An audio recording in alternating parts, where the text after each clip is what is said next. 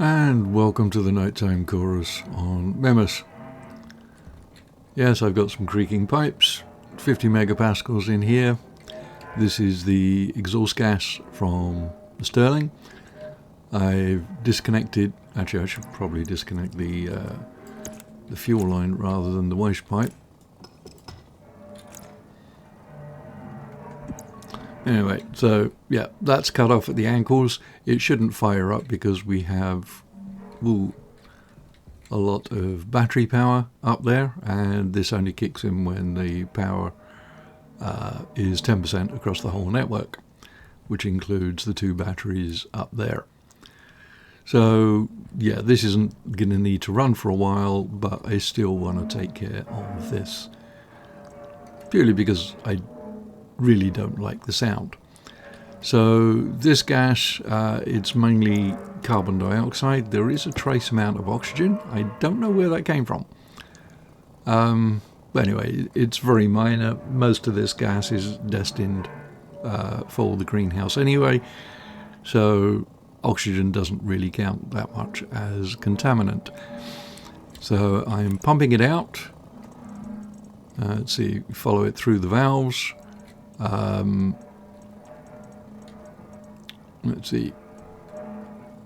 Actually, I really don't want to disconnect the thing by mistake.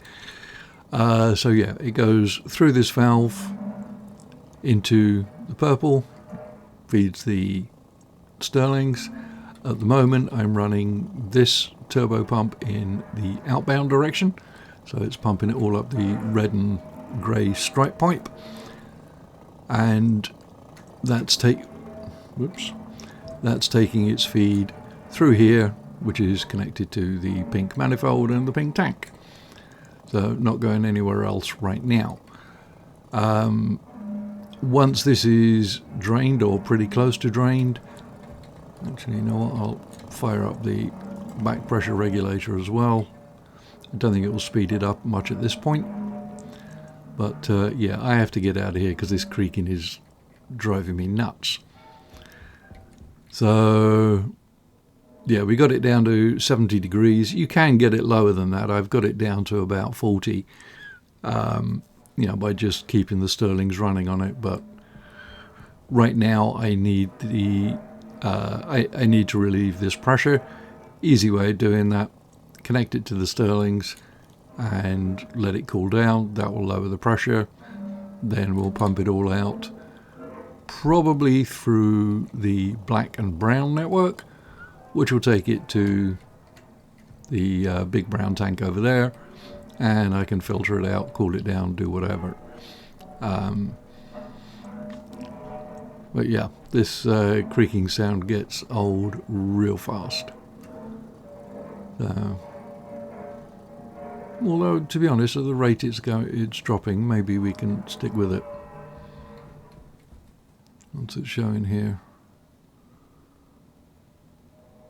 Oh no, it will take a while, because as the pressure drops, then the turbo volume pump becomes less efficient, and we then relying on the back pressure regulator, which is kind of slow. So yeah,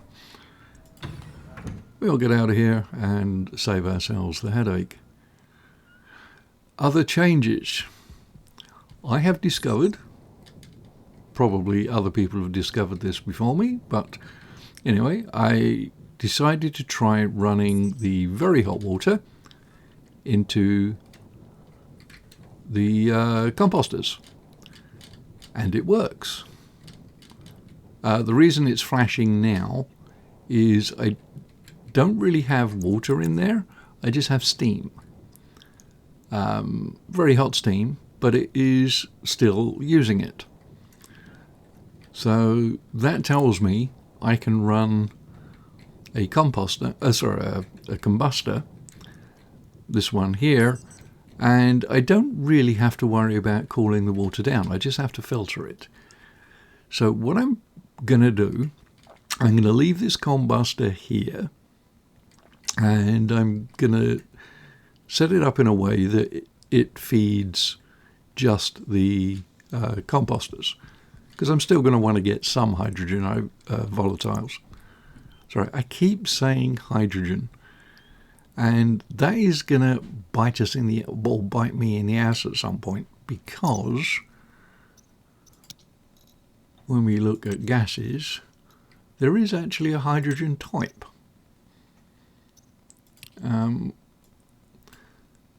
I suspect it's only in the game, or it's only useful if you're mining ice and you get pure ice hydrogen out of it. I don't think there's any plans to put pure hydrogen ice on planets. But yeah, there is, hydrogen is, I suppose, in the game. I just have never stumbled across it. As much as I dislike trading, I really dislike rockets. And I haven't even tried it since they changed the method of dealing with them as well. So, yeah, it's something about the way I approached the game when I first got it about 4,000 hours ago. In my mind, it's okay, you jettisoned from some kind of spaceship up there, you crash landed with emergency supplies, and you have to get on with things.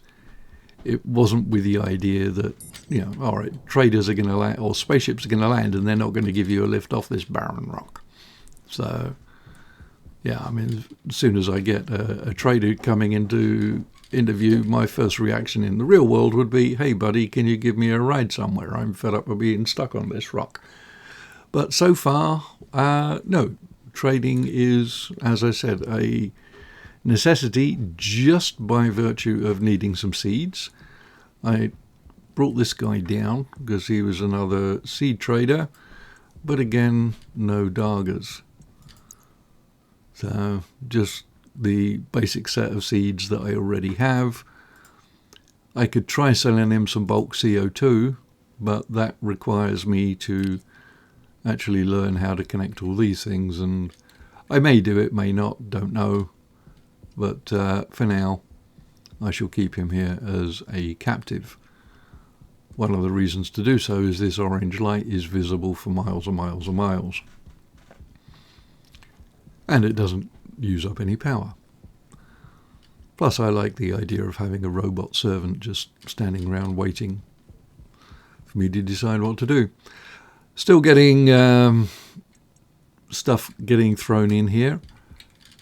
Still got the hay from before. I don't think any of this is going to decompose any further. I might be wrong. This one's at 94%. I'll just manually stack things occasionally just to reduce the amount of space it takes up in here.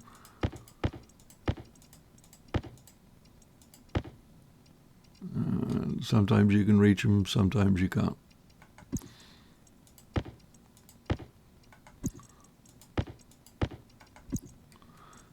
Yeah, I mean, if I accidentally stack stuff too high, as soon as it goes through the stacker, it'll split it up again anyway.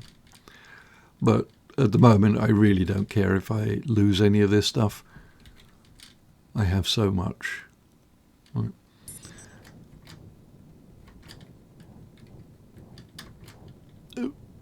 Yeah, so they're like 2,500, 3,000 each, something like that. So I have got so much poop. I disconnected the this thing here because I wanted to see if I was still getting poop with it just being fed steam, and yeah, it seems to work fine. Doesn't seem to complain at all. So yeah, it will just add further to the pile of stuff that I can't do anything else with.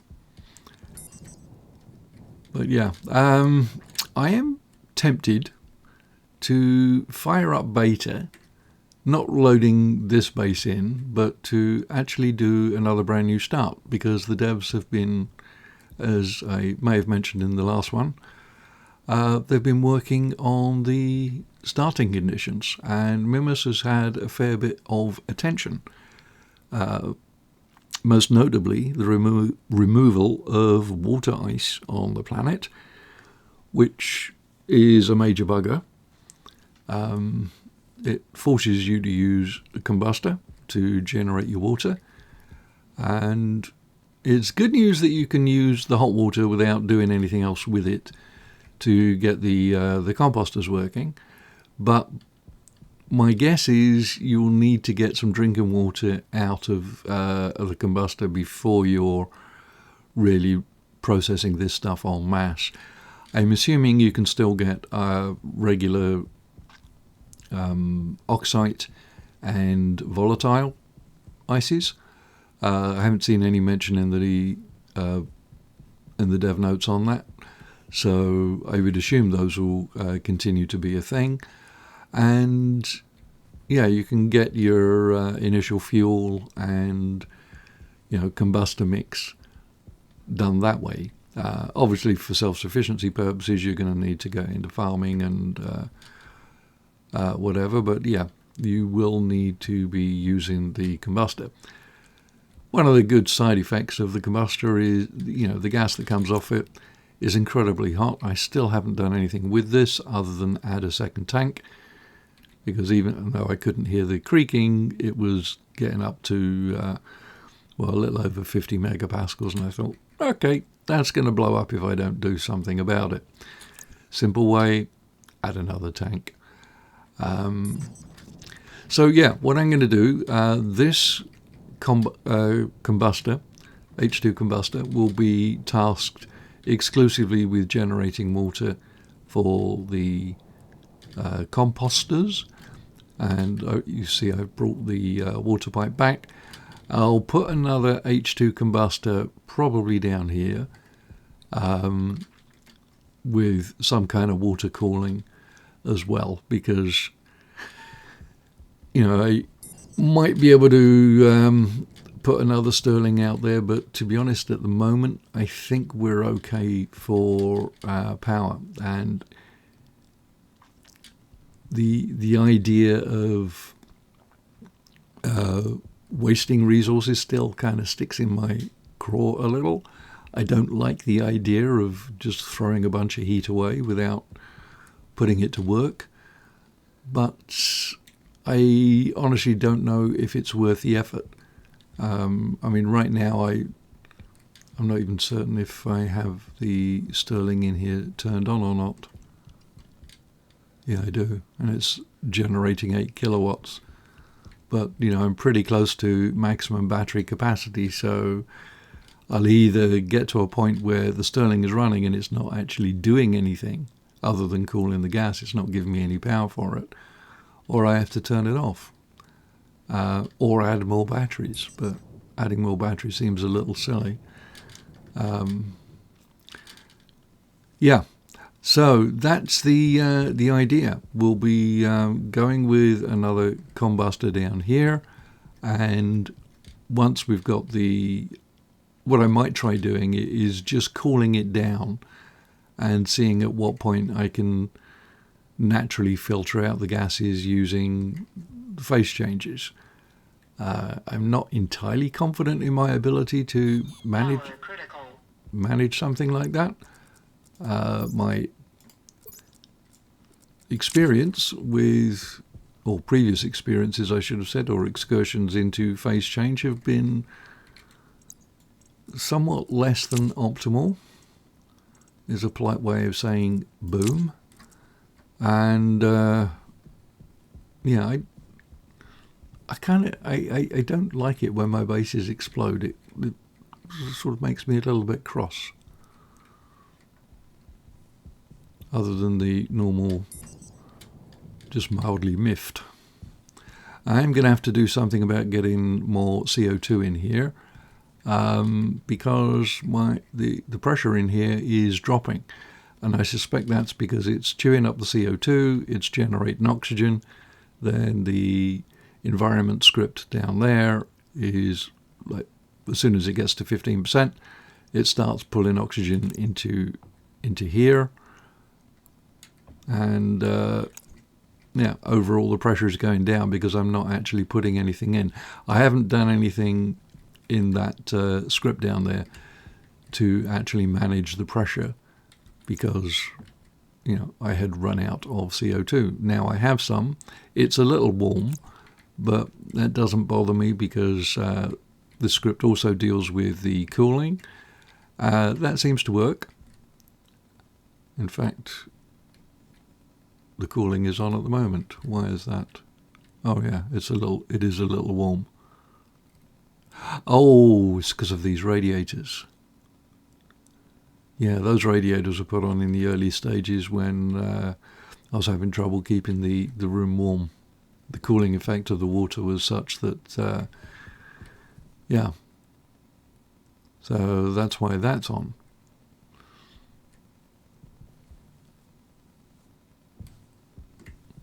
Now, good to know that the radiators do work even when they're half embedded like that. So, I wonder if I get numbers as to what they actually do. Radiate 1.4 kilojoules. Yeah, and of course they. Oh, actually, no, they're not wired in series. This is a T junction and this is a T junction. This end, of course, is not connected because, yeah, in my. Well, I can't even say I was drunk. I was just being incredibly stupid. I decided to put the tank on the side. There's really no valid reason to do so, but yeah. So yeah, that radiator is only connected at one end, but it still works. It just isn't as efficient. But they're certainly good enough to keep the temperature down to a manageable range. 25.3, I can't remember what I set it to. You'll probably take it down to 21 or 22 Celsius. But anyway, that's where we are. Let's see, we should be almost hydration critical. Empty. Oh yeah, I need a drink. Yeah, so it's the last little slog. And at the moment, that is filling up this tank as well, which is probably a bad idea. But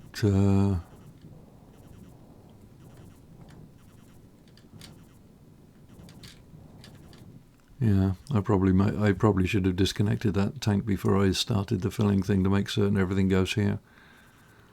But 34,000 moles, that's perfectly good enough. But we'll let that finish. Anyway, just thought that, was interesting, the fact that you can power the composters on very hot water and or steam. You might even be able to do it without cooling it down at all. I would have thought 2,000 degree water would be, would have the effect of sterilizing whatever was put in it or whatever it was exposed to, therefore rendering it useless. Fertilizer is organic matter after all. But maybe not.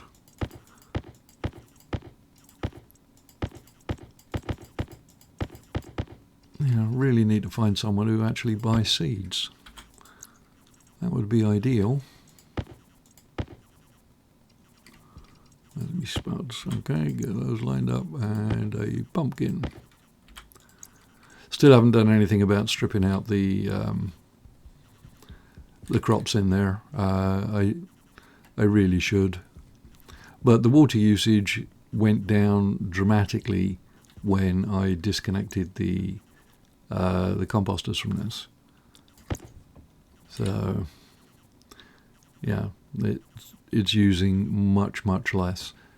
I should have done that before I pulled out the switchgrass, to be honest. But anyway, that's where we are.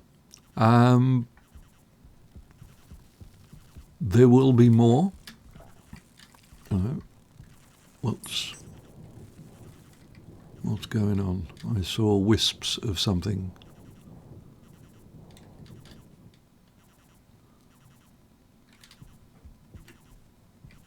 I don't see anything burst. That always makes me very nervous when I see odd bits of atmosphere moving around. Oh, here. Duh. What was that?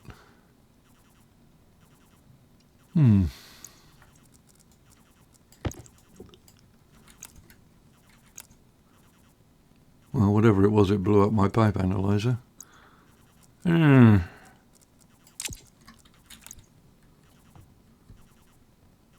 and of course the pollutants are freezing.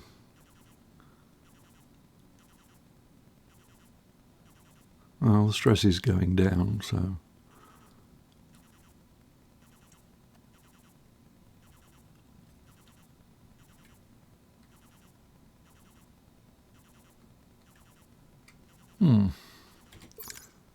Let me just check that.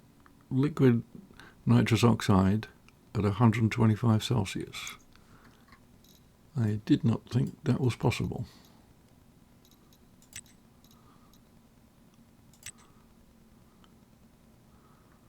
So, 125 Celsius. Oh, yeah, I guess it is.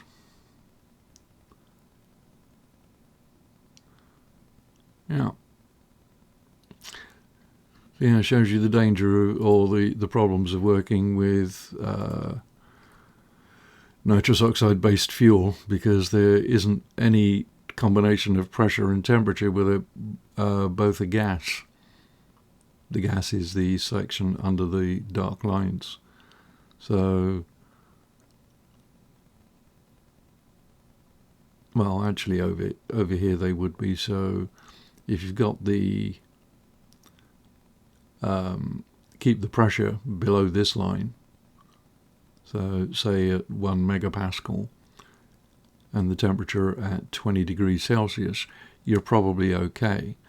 But as soon as you get to this point, like anything over 50 degrees Celsius, the volatiles will auto-ignite, and your fuel tank becomes a bomb. Ask me how I know. Anyway, yeah, bit of a sidetrack there. I should probably just pump that all out, get it back in there, and hopefully whatever is liquid will re-gasify with the temperatures and pressures in there. Hunger critical. And yes, I have to go and eat some French fries. Anyway, join me in the next one, why don't you? We will eventually be getting to the deep miners and finding out how many of those we need. I've got to build that other combustor and work on filtering all this stuff. And of course now I have to pull the oxygen out of here. Not the best laid plans of mice or man.